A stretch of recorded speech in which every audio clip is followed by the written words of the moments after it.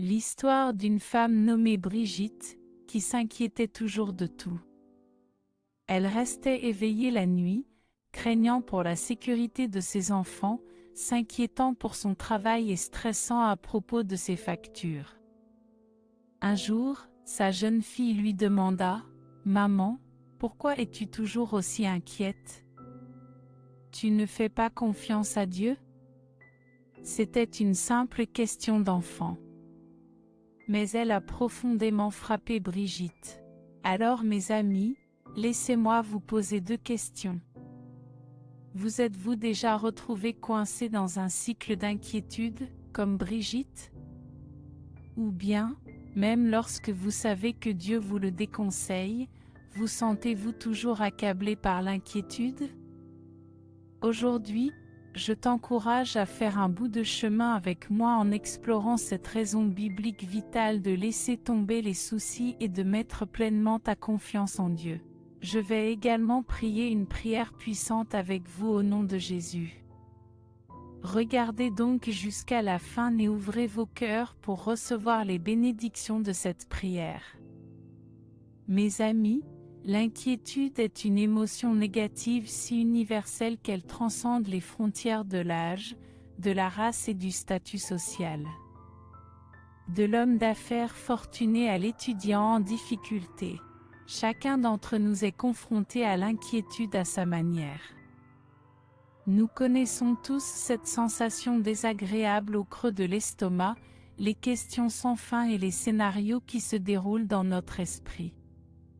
Souvent, ces scénarios imaginés sont très éloignés de ce qui se passera réellement, voire ne se produiront jamais. L'inquiétude s'insinue dans nos cœurs et s'y enracine. Mais l'inquiétude n'est pas une préoccupation innocente. Elle peut devenir une émotion paralysante qui vole la joie et la paix de nos vies, même notre foi et bien d'autres choses encore. C'est pourquoi je dis souvent que l'inquiétude est un voleur. Et il est essentiel de comprendre que l'inquiétude est un voleur, un outil que le diable utilise astucieusement pour nous voler. Jésus nous a mis en garde dans Jean 10, verset 10, en disant « Le voleur ne vient que pour voler, tuer et détruire. » L'inquiétude tue notre espoir pour l'avenir et détruit notre relation avec Dieu en déplaçant notre attention de sa toute-puissance vers nos problèmes. Nous devons reconnaître que l'inquiétude sert l'agenda de l'ennemi pour saper les promesses de Dieu et notre potentiel divin.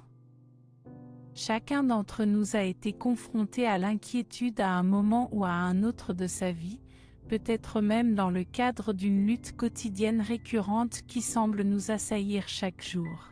N'avez-vous pas trouvé étrange que vous puissiez avoir l'impression d'être libéré de toute inquiétude aujourd'hui, et que vous vous retrouviez piégé par des pensées anxieuses le lendemain? C'est parce que le diable ne fait pas de pause.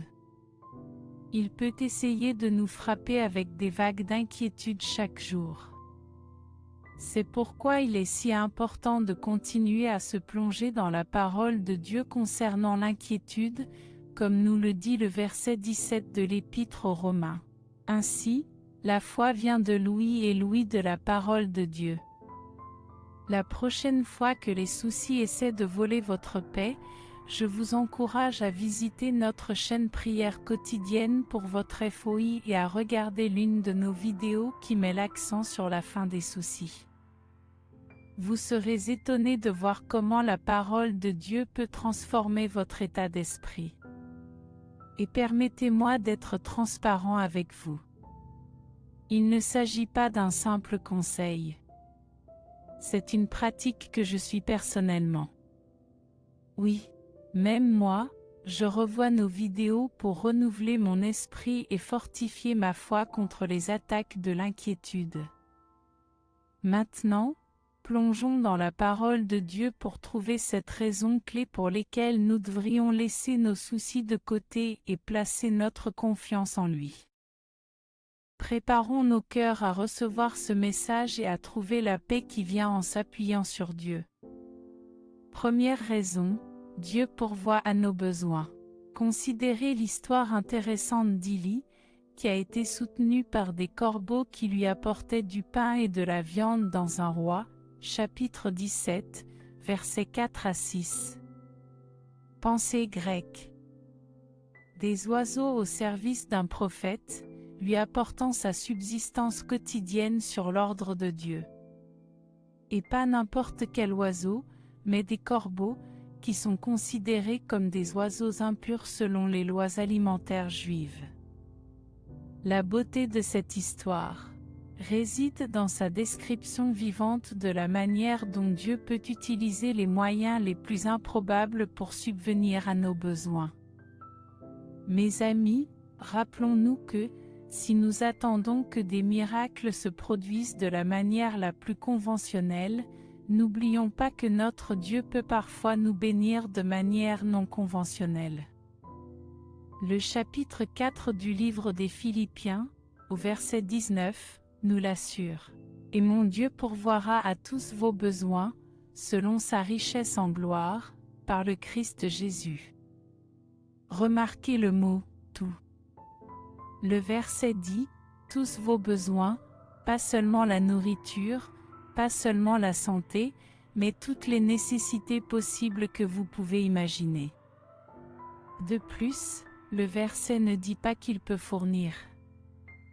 Il dit qu'il le fera. Ce verset exprime une certitude, une promesse à laquelle vous pouvez vous accrocher. Mais la provision de Dieu n'est pas seulement matérielle. Combien d'entre vous s'inquiètent de la douleur émotionnelle, de la solitude, de l'absence de but? Dieu pourvoit également à ses besoins. Ce n'est pas pour rien que son Saint-Esprit est appelé le Consolateur, mes amis. Lorsque nous mettons notre confiance dans la provision de Dieu, c'est comme si une porte s'ouvrait pour qu'il puisse travailler dans tous les domaines de notre vie. Alors pourquoi nous inquiétons-nous? Parfois, nous ne nous en rendons pas compte. Mais l'inquiétude vient d'un manque de confiance ou de compréhension de la bonté aimante de Dieu et de sa capacité à pourvoir aux besoins. Si vous traversez des difficultés financières, des problèmes relationnels ou des problèmes de santé, considérez ceci. Ces mêmes défis pourraient être vos plus grandes opportunités de témoigner de la puissance transformatrice de Dieu dans votre vie. Dieu utilise souvent ce que nous considérons comme des obstacles, comme les étapes mêmes sur lesquelles il accomplit ses miracles. Ainsi, au lieu de considérer vos difficultés actuelles comme des revers, commencez à les voir comme des occasions pour la gloire de Dieu de se déployer dans votre vie. Lorsque vous faites cela, vous ne vous contentez pas d'espérer un changement. Vous vous appuyez sur la promesse d'une intervention divine. Souvenez-vous toujours de ceci. Vos épreuves ne sont pas une surprise pour Dieu. Il a un plan et des dispositions à prendre. Le changement est déjà en route. Raison numéro 2. Dieu sait ce dont vous avez besoin avant que vous ne le demandiez. L'histoire de Daniel, qui a pu révéler le rêve de Nebuchadnezzar avant même de lui demander quel était ce rêve, est remarquable. Ce récit, qui se trouve dans Daniel, chapitre 2, versets 19 à 23, démontre que Dieu n'est pas seulement réactif, il est proactif. Il sait ce dont nous avons besoin, avant même que nous le disions. Imaginez le réconfort et l'assurance que Daniel a dû ressentir en réalisant que le Dieu qu'il sert est si intimement impliqué dans les détails de sa vie. Je vais partager avec vous un bref témoignage. Il y a quelque temps, j'ai rêvé d'une personne qui se trouvait dans une situation compromettante. Lorsque je me suis approché d'eux et que je leur ai décrit ce que j'avais vu, ils ont d'abord nié. Pourtant, pour des raisons que j'ignore, ils sont revenus plus tard pour confirmer que le rêve était bel et bien vrai. Ils ont même suggéré que je devais avoir une sorte d'intuition divine pour avoir vu une telle chose. Et en effet, ils avaient raison. Il s'agissait vraiment d'une révélation divine. Il n'y avait tout simplement pas d'autre moyen pour que j'aie une vision aussi précise de la situation. Tout comme Daniel a reçu la capacité d'interpréter le rêve du roi par révélation divine, Dieu nous parle encore aujourd'hui, nous révélant des choses que nous ne saurions pas autrement. Tout comme il l'a fait avec Daniel, Dieu continue à nous guider et à nous révéler des secrets. Cela souligne que sa nature et ses voies sont immuables. Mes amis, il est donc crucial de toujours se rappeler que Dieu est omniscient.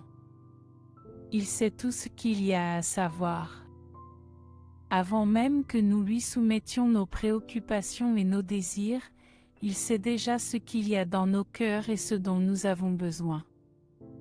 Cette vérité réconfortante nous rappelle que nous sommes toujours vus, toujours connus et jamais seuls, lorsque nous plaçons notre confiance en lui. Le verset 8 du chapitre 6 de Matthieu nous éclaire, « Car votre Père connaît les choses dont vous avez besoin avant que vous ne les lui demandiez. » Laissez cette vérité pénétrer dans vos cœurs, mes chers amis, avant de perdre le sommeil à cause de ce problème. Souvenez-vous que Dieu le connaît déjà. Avant de prononcer cette prière désespérée, souvenez-vous que Dieu est déjà à l'œuvre en votre faveur. Écoutez bien ceci. Le fait de savoir que Dieu est au courant de nos besoins ne nous dispense pas de prier ou d'agir. Rappelez-vous que la prière aligne nos cœurs sur la volonté de Dieu. Par la prière, nous reconnaissons nos limites et nous nous en remettons à la sagesse suprême de Dieu. Le but de la prière n'est pas d'informer Dieu de nos besoins, mais de nous préparer à recevoir ce qu'il est déjà prêt à donner. Cette compréhension devrait également nous rappeler que s'inquiéter est essentiellement un exercice futile. Cela n'a pas de sens. Si Dieu, le Créateur de l'univers, connaît déjà nos besoins et a le pouvoir d'y répondre, à quoi sert l'inquiétude ? Je vais vous le dire. Elle ne sert qu'à nous épuiser physiquement, émotionnellement et spirituellement. Elle nous prive de notre paix, de notre joie et de notre foi, de la joie et de la foi. Troisième raison, s'inquiéter ne changera rien aux résultats. Mes amis, n'oublions pas les paroles émouvantes de Mardochée à Esther dans Esther chapitre 4 verset 14. Il dit, « Car si tu gardes le silence en ce moment, le soulagement et la délivrance surgiront pour les Juifs d'un autre lieu. » Le message de Mardochée à Esther et à nous tous est clair. Les plans de Dieu s'accompliront, que vous vous en préoccupiez ou non. Combien de fois vous êtes-vous trouvé dans une situation où vous aviez l'impression que vous ne pouviez que vous inquiéter? Rappelez-vous le chapitre 1, verset 5, de Jacques, qui dit « Si quelqu'un d'entre vous manque de sagesse, qu'il la demande à Dieu, qui donne à tous libéralement et sans reproche, et elle lui sera donnée, au lieu de s'inquiéter. » Utilisons cette énergie pour rechercher la sagesse auprès de celui qui la donne gratuitement. Par ailleurs, l'inquiétude provient souvent de notre désir de contrôler les situations. Nous nous inquiétons parce que nous avons peur de l'inconnu, alors que l'inconnu est le territoire de Dieu. Il nous a précédés dans chacun de nos lendemains, aplanissant le chemin, préparant la voie. Lorsque nous comprenons vraiment cela, l'inquiétude n'a plus de place dans notre cœur. En outre, comprenez que l'inquiétude ne vous affecte pas seulement vous, mais aussi ceux qui vous entourent. Elle nuit à la qualité de vos interactions et de vos relations.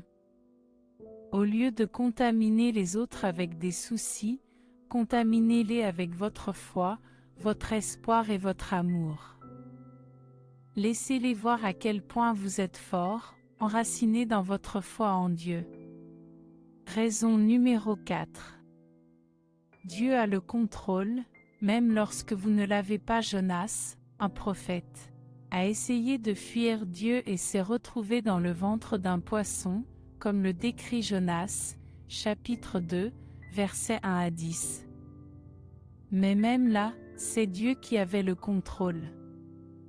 Mes amis, n'est-ce pas là que l'inquiétude nous fait souvent tomber? Dans le ventre du désespoir, de l'incertitude, de la peur? Pourtant, même là, Dieu est aux commandes. Le chapitre 8 du livre des Romains, au verset 28, nous rassure. Nous savons que toute chose concourt au bien de ceux qui aiment Dieu, de ceux qui sont appelés selon son dessein. Ce verset est souvent cité, mais ne laissons pas sa familiarité nous rendre insensibles à sa profonde vérité. Même lorsque les choses ne semblent pas fonctionner, même lorsque nous n'avons pas le contrôle, Dieu est là, et il fait tout pour notre bien. Cependant, la compréhension de la souveraineté de Dieu ne doit pas être une fin en soi. Comprendre la souveraineté de Dieu ne doit pas nous donner l'impression que tout est déjà prédéterminé et hors de notre contrôle. Elle doit nous inciter à agir avec foi. Sachant que nos actions sont associées à la volonté de Dieu, lorsque nous avons l'impression que les choses sont hors de contrôle, c'est généralement un indicateur que nous essayons de porter des fardeaux qui sont trop lourds pour nous, mais qui conviennent tout à fait à Dieu. Considérons également ceci. L'inquiétude est essentiellement un manque de confiance dans la souveraineté et la bonté de Dieu. Lorsque nous nous inquiétons, nous disons, « Dieu, je ne pense pas que tu puisses gérer cela. » Mes chers amis, non seulement il peut y faire face, mais il peut aussi faire beaucoup plus que ce que nous pouvons demander ou penser. L'Écriture dit dans Éphésiens 3, verset 20. Maintenant, à celui qui peut faire infiniment plus que tout ce que nous demandons ou pensons, selon la puissance qui agit en nous. Pensez au moment de votre vie où vous avez reçu des bénédictions dépassant de loin votre imagination ou vos prières.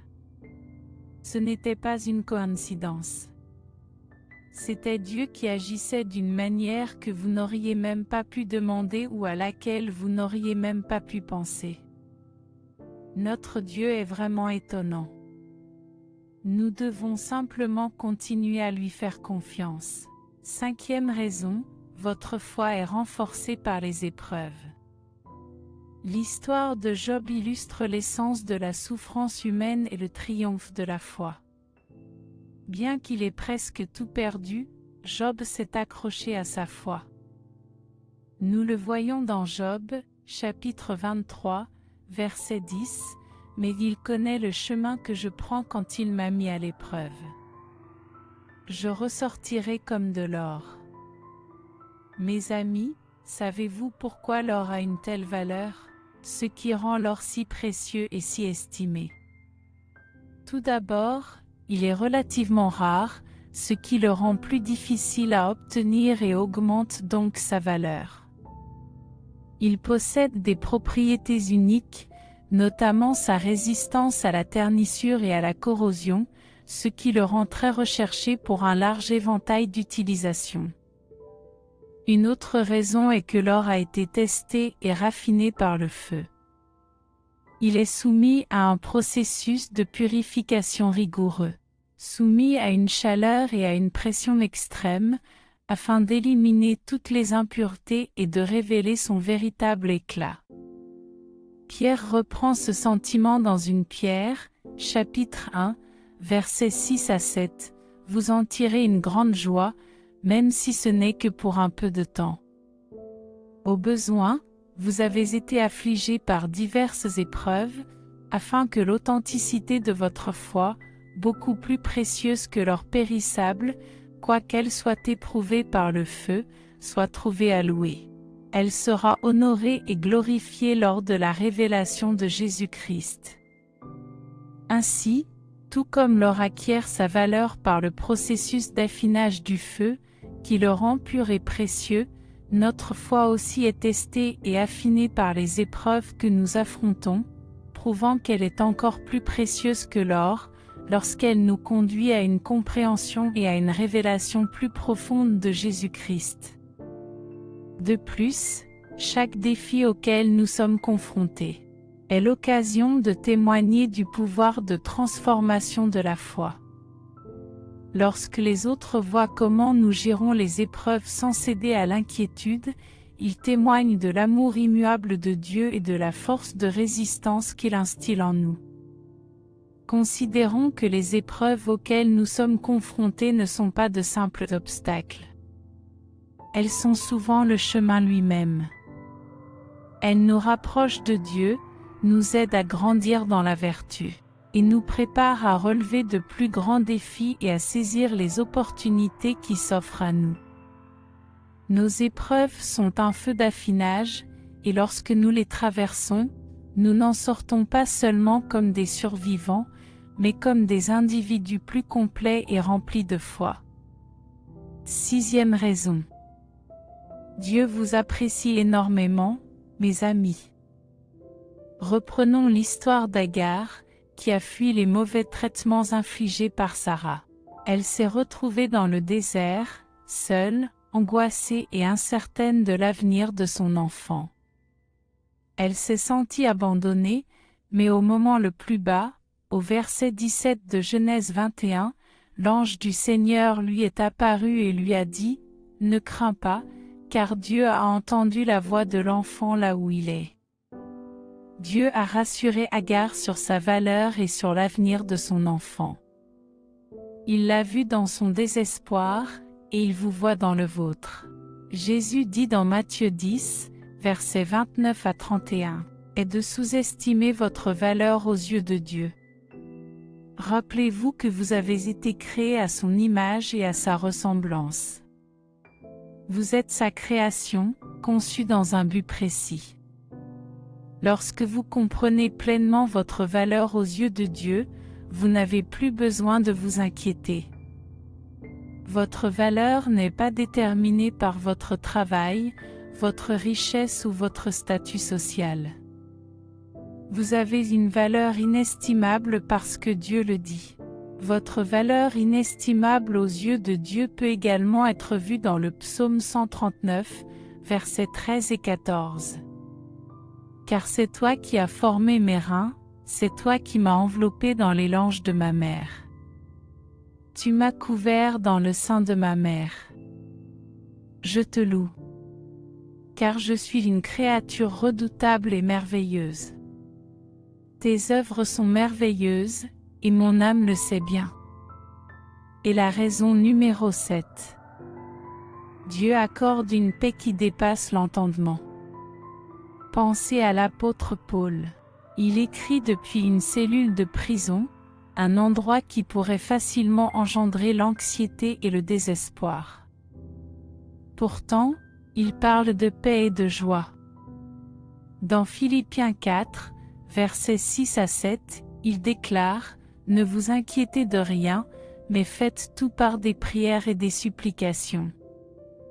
Avec des actions de grâce, faites connaître vos demandes à Dieu, et la paix de Dieu, qui surpasse toute intelligence, gardera vos cœurs et vos esprits par le Christ. La paix de Dieu, qui surpasse toute intelligence, gardera vos cœurs et vos esprits par le Christ Jésus. » La paix dont parle Paul ne vient pas de ce monde. C'est une paix qui surpasse toute compréhension humaine. Mes chers amis, c'est le genre de paix qui vous est offert lorsque vous abandonnez vos soucis à Dieu. Cette paix ne signifie pas l'absence de problèmes, mais plutôt la présence de l'assurance et du calme divin au milieu des problèmes. Les soucis ne peuvent pas coexister avec cette paix. La paix de Dieu sert de garde à notre esprit et à notre cœur, nous protégeant des assauts de l'inquiétude et de l'anxiété. C'est comme si Dieu posait sa main sur votre cœur en ébullition et murmurait « Sachez que je suis Dieu. Sachez que je suis Dieu. » Rappelons-nous les 7 points qui devraient nous inciter à déposer nos soucis. Dieu pourvoit à vos besoins. Il sait ce dont vous avez besoin avant que vous ne le demandiez. S'inquiéter ne changera pas le résultat. Dieu contrôle la situation même lorsque vous ne la contrôlez pas. Les épreuves renforcent votre foi. Dieu vous accorde une grande valeur. Et il vous accorde une paix qui dépasse l'entendement. Ce ne sont pas des paroles en l'air.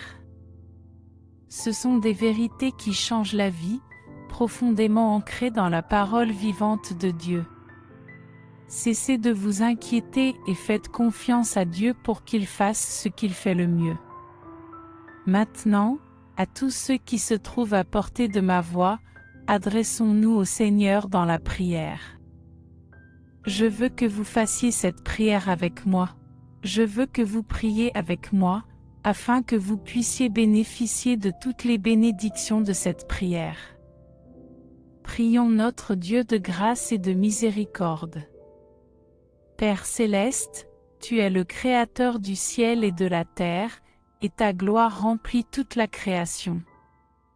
Seigneur, je suis reconnaissant pour le don de la vie. Je suis reconnaissant pour ta grâce étonnante. Ton amour est éternel, et tes miséricordes sont nouvelles chaque matin.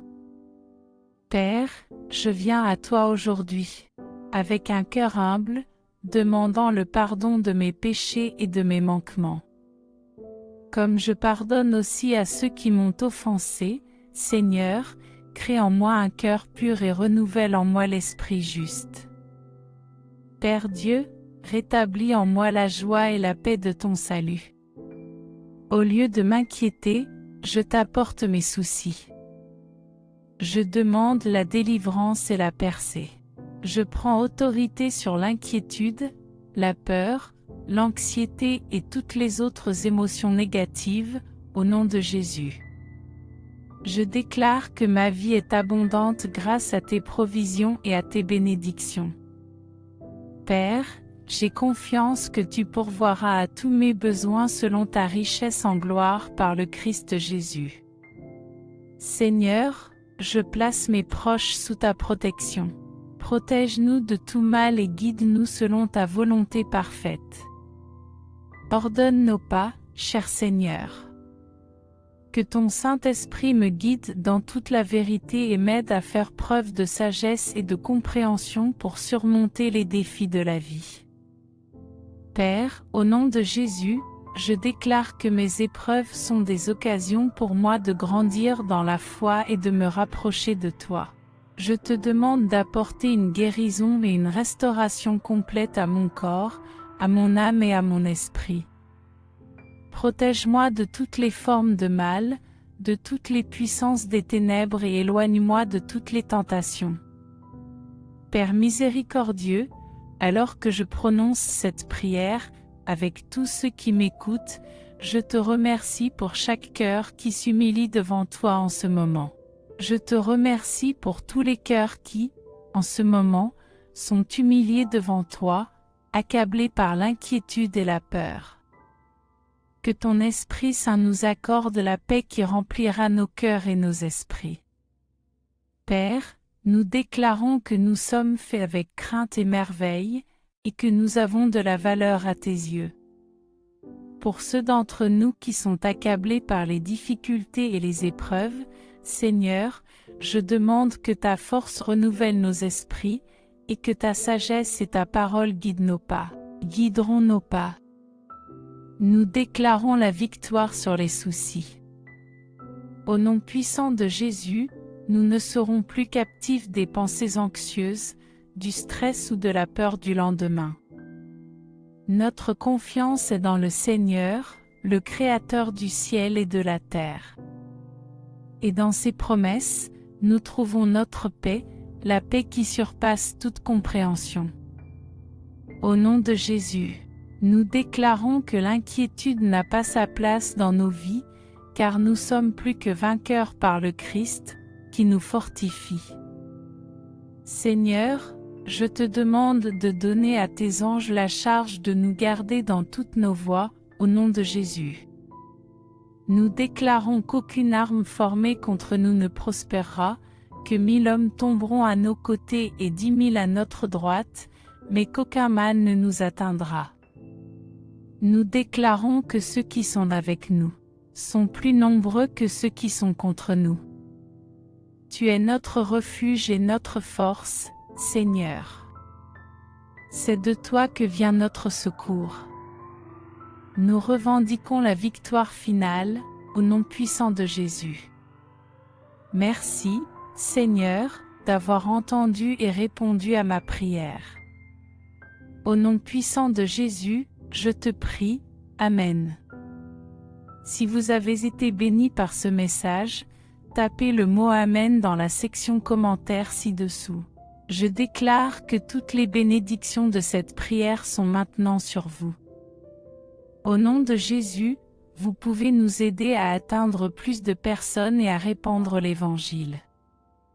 Vous pouvez le faire en partageant la vidéo avec un ami ou un membre de votre famille qui a besoin de la bénédiction de cette prière, et en cliquant sur le bouton « J'aime ». N'oubliez pas non plus de vous abonner à la chaîne pour plus de vidéos qui béniront votre cœur et qui élèveront votre esprit. Nous apprécions tous ceux qui nous soutiennent. Vous êtes bénis d'être une bénédiction. Maintenant, pour ceux qui écoutent et qui veulent accepter Jésus-Christ comme leur Seigneur et Sauveur, je vous exhorte à recevoir la grâce de Dieu avec un cœur ouvert et repentant. Commencez là où vous êtes. Votre passé n'a pas d'importance. Jésus est venu chercher et sauver ceux qui sont perdus. Dieu vous aime. La volonté de Dieu n'est pas que quelqu'un périsse, mais que tous arrivent à la repentance. Dites cette simple prière de salut pour vous-même. Cher Seigneur Jésus, je sais que je suis un pécheur et je te demande pardon. Je crois que tu es mort pour mes péchés et que tu es ressuscité des morts. Je me détourne de mes péchés et je t'invite à entrer dans mon cœur et dans ma vie. Je veux te faire confiance et te suivre, comme mon Seigneur et mon Sauveur. Seigneur Jésus, entends ma prière. Je t'en prie. Merci, Seigneur, de m'avoir sauvé. Amen. Maintenant que vous avez fait cette prière, vous pouvez demander à un pasteur de vous baptiser dans une église locale et prendre cette décision. Le baptême public est un symbole de cette décision de suivre Jésus. Je vous encourage ensuite à être en communion avec d'autres croyants. Pour en savoir plus sur votre nouvelle vie et apprendre à mieux connaître Dieu, n'hésitez pas à laisser vos demandes de prière dans la section commentaires afin que nous puissions les présenter à Dieu pour votre bénédiction et votre victoire. Nous invitons également les autres croyants de la plateforme YouTube et du monde entier à se joindre à nous et à commencer à prier pour vous dès maintenant. Et nous voulons que vous sachiez que, même si vous ne voyez pas de réponse à votre demande de prière, cela ne signifie pas que nous n'avons pas prié pour vous. Soyez assurés que nous élevons activement vers Dieu chaque demande conforme à sa volonté. Nous croyons au pouvoir de la prière pour apporter réconfort, guérison et conseil en accord avec le plan parfait de Dieu. Restez dans la foi avec nous pendant que nous prions. À Dieu soit toute la gloire. Que la grâce et la paix de notre Seigneur Jésus-Christ